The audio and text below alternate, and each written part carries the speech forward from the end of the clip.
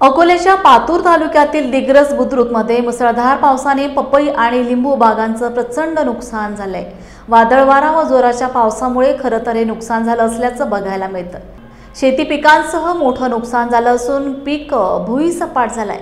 शेतकरी गोपाल ताले यांच्या शेतातील पपई बाग शेतात झोपली तर 40 क्विंटल पपई शेताबाहेर फेकली आहे। दरम्यान नुकसानीचे पंचनामे करून तातडीने आम्हाला आर्थिक मदत द्या, नुकसान भरपाई द्या अशी मागणी शेतकरी करताना दिसत आहेत। मी गोपाल दामोदर ताले दिग्रस बुद्रुक येथे रहिवासी आहे। माझं 1 एकर क्षेत्र आहे। या क्षेत्रामध्ये मी पपईची लागवड केलेली आहे।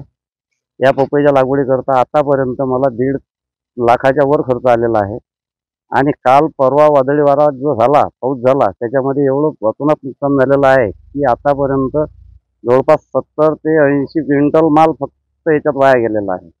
आणि आतापर्यंत तो सर्व पाहता याच्यातलं उत्पन्न फक्त 50,000 रुपये आलेलं आहे।